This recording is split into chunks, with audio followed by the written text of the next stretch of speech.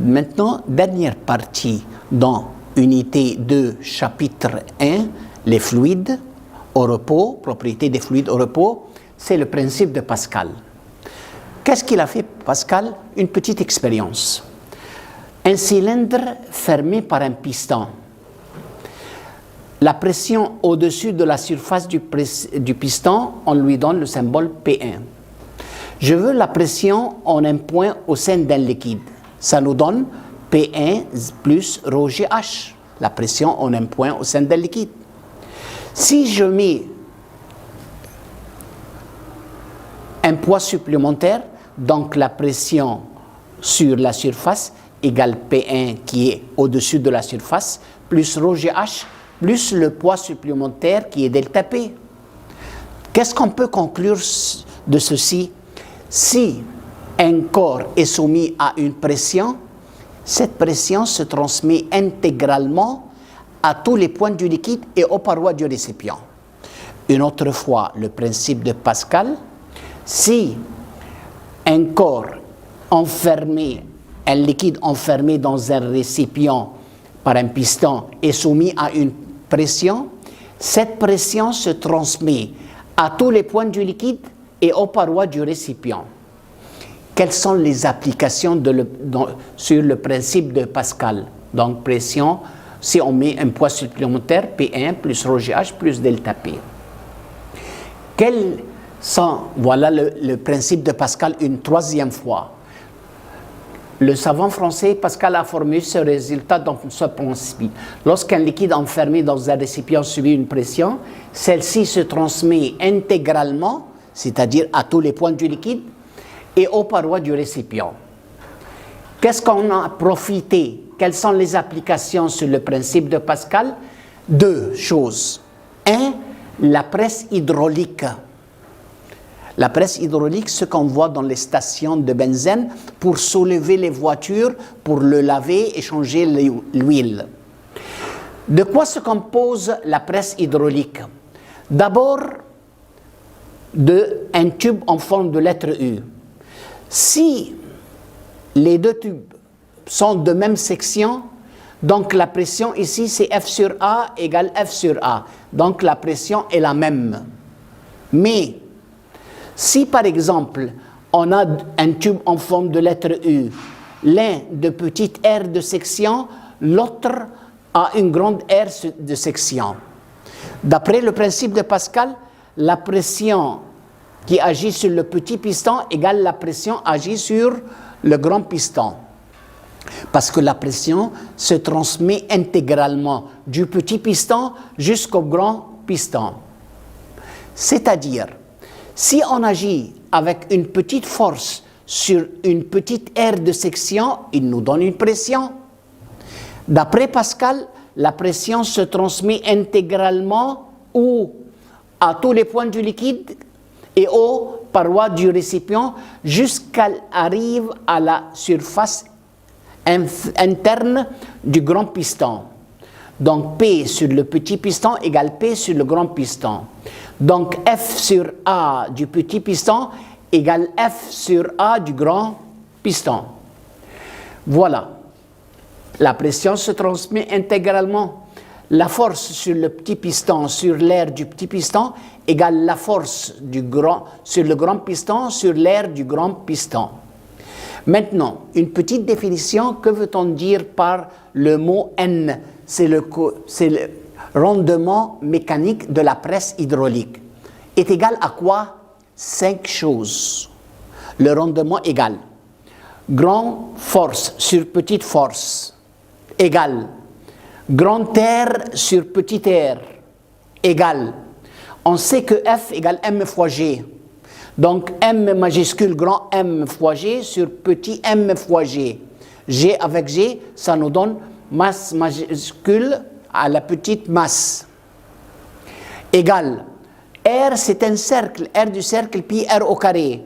Donc pi R au carré sur le grand piston, sur pi R au carré sur le petit piston. Ça nous donne R au carré majuscule du grand piston sur R au carré minuscule du petit piston.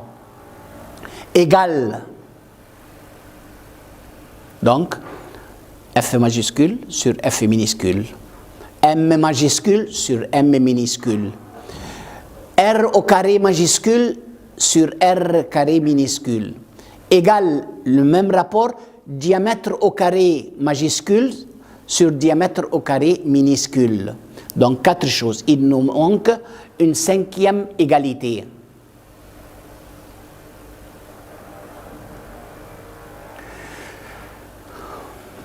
Maintenant, si le petit piston se déplace une distance, on l'appelle Y1. Le grand piston se déplace vers le haut une distance, on l'appelle Y2. On peut dire que le travail exercé sur le petit piston égale le travail exercé sur le grand piston. D'après quoi? D'après la loi de la conservation de l'énergie. Et quoi égale le travail? Force fois déplacement égale force fois déplacement. Donc F fois Y1 égale F majuscule fois Y2.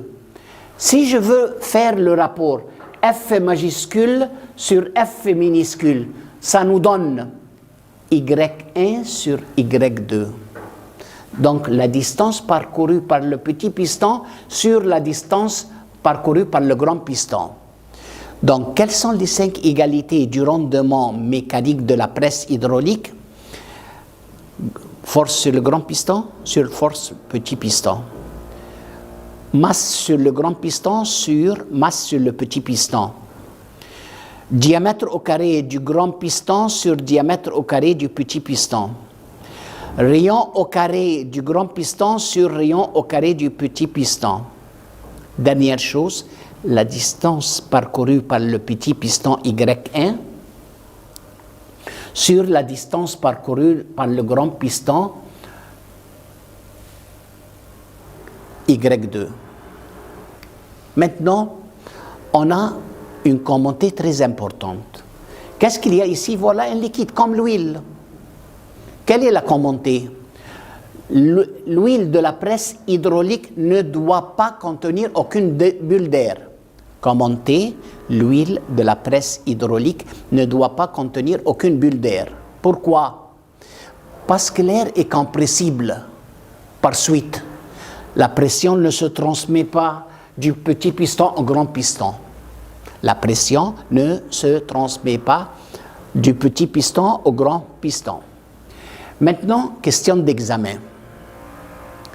Choisir. Le rapport entre la pression exercée sur le petit piston et la pression sur le grand piston. Est-ce qu'il est plus grand que 1, plus petit que 1, égal à 1? Et puisque la pression se transmet intégralement, donc la pression sur le petit égale la pression sur le grand piston. Donc le rapport égale à l'unité. Voilà la première question. Deuxième question, choisir.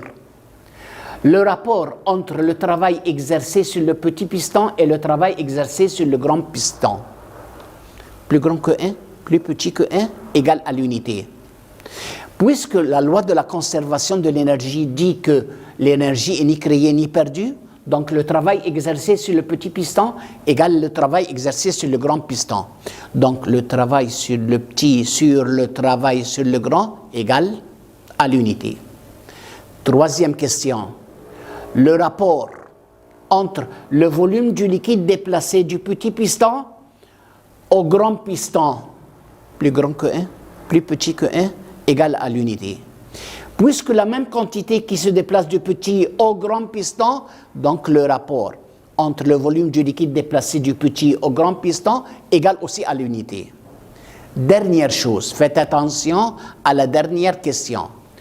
Le rapport entre la distance parcourue par le petit piston Y1 et la distance parcourue par le grand piston Y2, plus grand que 1, plus petit que 1, égal à l'unité. D'après la figure, vous voyez que Y1 plus grand que Y2. Donc ce rapport est plus grand que l'unité. Donc il y a 3 égale à l'unité et le 4e plus grand que 1. Qu'est-ce qu'on profite de la presse hydraulique? pour soulever les voitures dans les stations d'essence pour les laver et changer l'huile. Est-ce qu'il y a une deuxième application, les freins hydrauliques, les freins de la voiture? Comment? Par exemple,